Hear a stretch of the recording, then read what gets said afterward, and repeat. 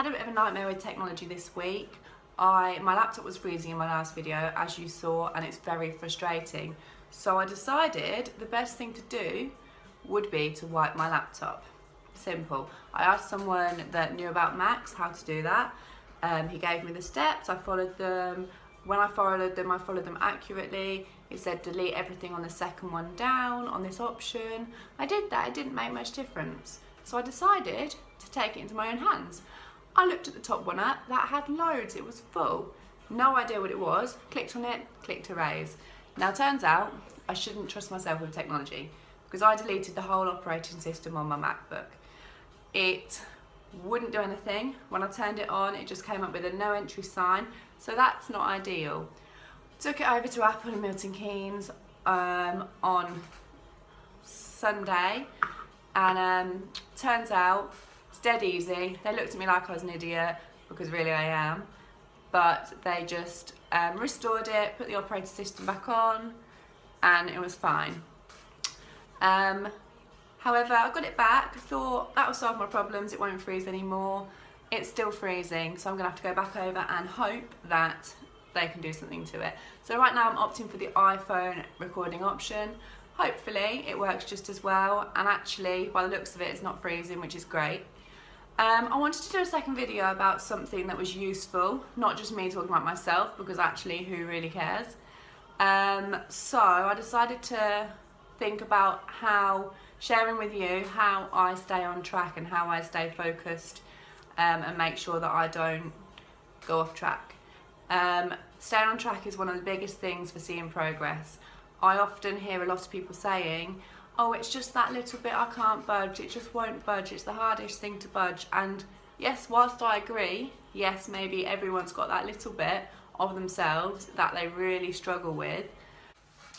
I hate to say it, but that little bit of whatever it is that you're trying to budge that won't go is really an accumulation of everything that maybe was off track, and it just adds together and changes progress, unfortunately. Yes, slipping up once is fine, it happens. Twice, it happens. But when it's every day, there's a little something that's not in your plan or not on track, unfortunately, that's when it starts to accumulate, and that's the little thing that you are trying to change about yourself and you're not necessarily quite getting there. So this video is going to be primarily about how I stay on track and what I do on a weekly basis to focus my training and focus my eating. And hopefully people could maybe take some ideas from it, or just see how I do it and whether anything links to what they do. So firstly, one of the biggest things I would say is prep. Preparation is key. There's that horrible saying that's fail to prepare, prepare to fail. And if you're not prepared, unfortunately, there's a much higher chance of you failing on whatever you're trying to do. Not just in relation to eating, diets, fitness, but everything in life. If you're not prepared for something, there's a much higher chance that you're not going to do well at it. And that's why, in my opinion, preparation is probably one of the biggest things, and that's why I want to talk about it first. When I say preparation, I mean food prep, prepping what you need to do what you need to do that day. Now, meal prep, I don't go crazy with it. I don't prep like some people do, where they have 25 different pots for the whole week, because I think that's kind of unrealistic and restrictive, because it means you've got no kind of freedom in what you're eating for that week.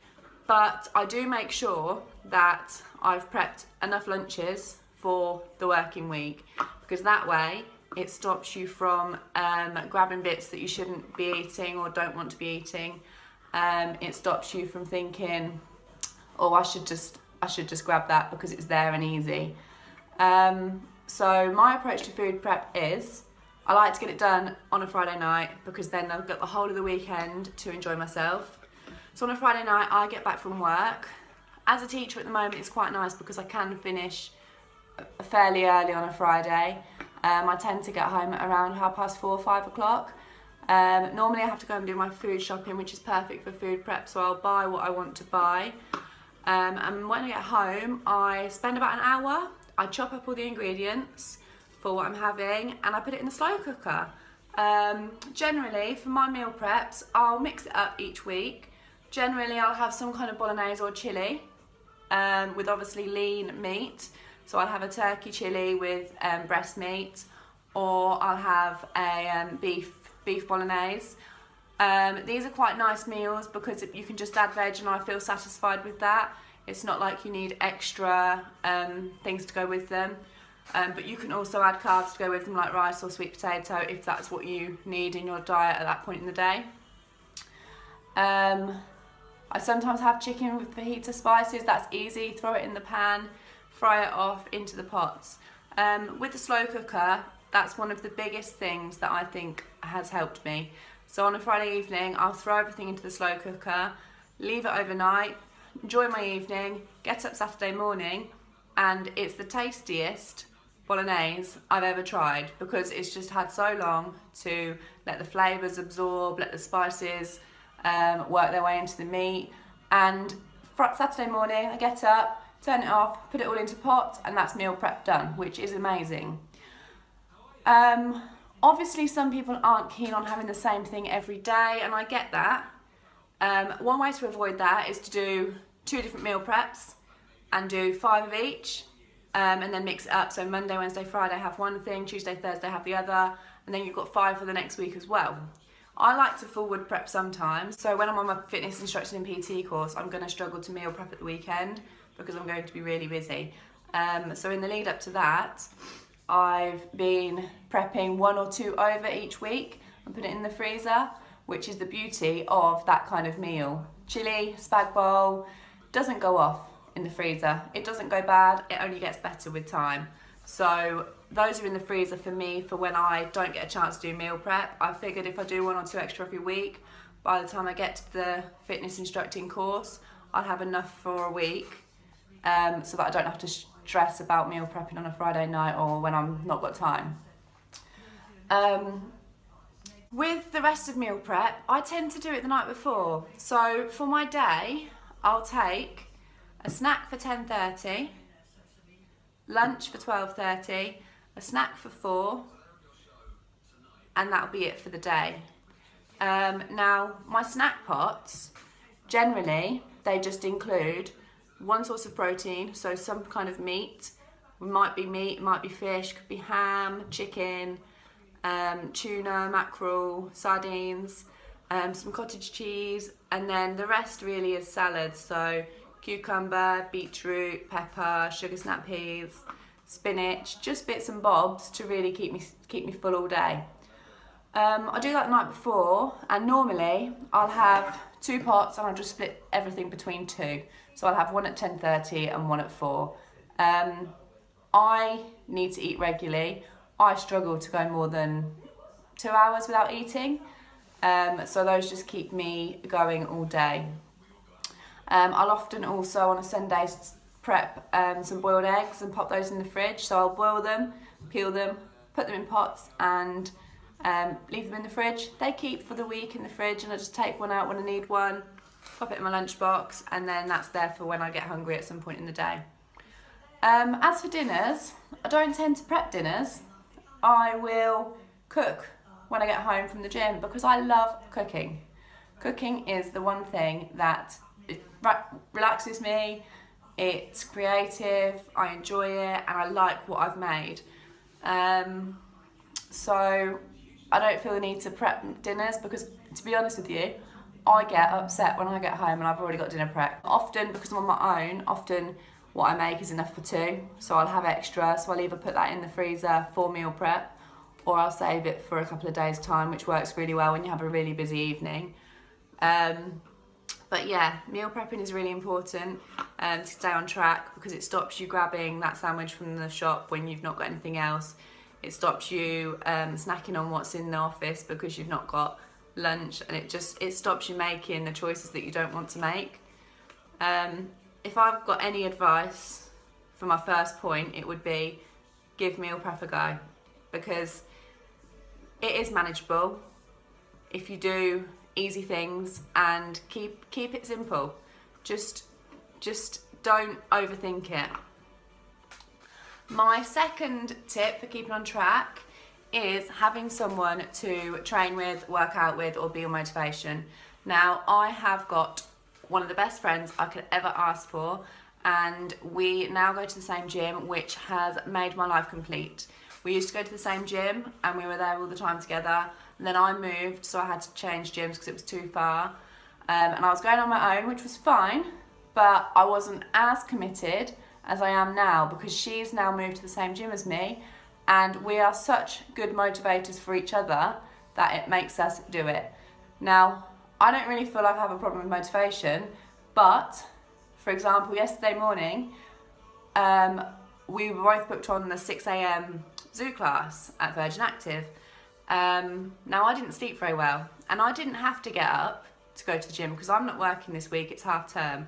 However, I had agreed and told her that I was going to be there, which meant up I got and I was there. She got there as well, and she said exactly the same. She didn't want to be there, but because she'd told me she was going, she was there as well, which just shows having someone that you've committed to is beneficial for actually getting it done, because we both said we didn't want to go, but because we'd both said to each other we were going to be there, that was that. We had a really hard workout. Even the instructor said they were going to be sick. So afterwards, we were both really proud that we went. If she hadn't been going, I probably wouldn't have gone, which is showing the key to having someone that is like-minded and will support you on your journey. It's very easy, I know it's very easy for people to just think, oh, I won't go today, I've had a long day, I'm tired, I've got a long day tomorrow, I don't need to do it. But actually, it doesn't take much to get it done, and you feel so much better for doing it. Having a workout partner is great because they can do things like spot you, they can do things like tell you when your form is bad, they can do things like give you advice, and they can motivate you. It's a healthy competition, I find. If we're squatting, I'll always want to make sure we're squatting the same, so I'll always go heavier, and she does the same, so we'll end up squatting a lot more than we would if we were on our own. If you can't find anyone like that, if you've not got anyone like that in your life already, people at the gym are generally really keen to talk. I've found that people love to chat, and actually it's quite a good place to meet people that are like-minded. So just get going and just really put an effort into talking to people and learning about people, and you never know, you might find someone who wants to train and wants to be your motivation and wants you to be theirs, which is great. I think it's really important because they will help you stay on track, and actually you don't need much more than motivation to go to the gym. My final tip for staying on track is don't tell yourself that you're not allowed things. Don't tell yourself that things are bad, and don't make them off limits, because as soon as you do that, it will make you want them more. Of course it will. We're like children, really. If you tell a child they can't have something, they're going to do anything they can to get that. If you tell yourself you can't have that chocolate bar, all you'll be thinking about is wanting that chocolate bar. What you need to do is change your mindset and think, well, I can have that, but do I actually want it? Or can I go for a different option? Or think about the progress you're making and how having that will affect that progress. I think it's very important not to make things off limits, because as soon as you do that, you're denying yourself what you want and enjoy in life. I think it's just important to think about what the effect of what you're eating has on your body. In the past, when I first started at work last year, there were a lot of cakes in the staff room all the time, and I would see one and not be able to control myself. I would eat. Any time there were cakes in the staff room, I would eat them. And that was because I'd made them look like I couldn't have them.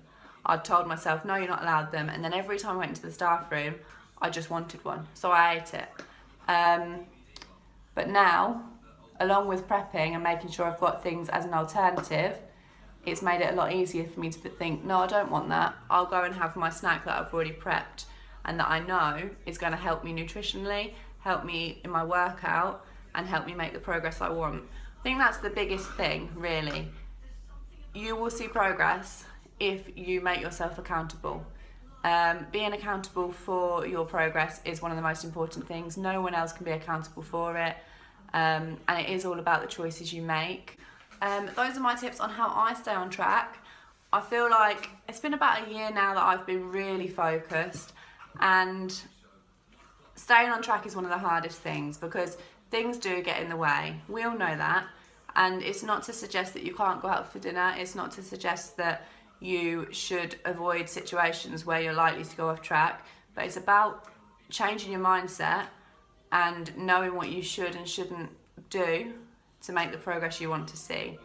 Like I said, accountability for your progress is one of the biggest things, and if you can be accountable for what you're doing, you're likely to make a lot more progress because you can see where you need to do differently to see what you want to see the results you want to see. If you have any questions about what I do, then do feel free to comment. I will always answer them. But yeah, thanks for watching.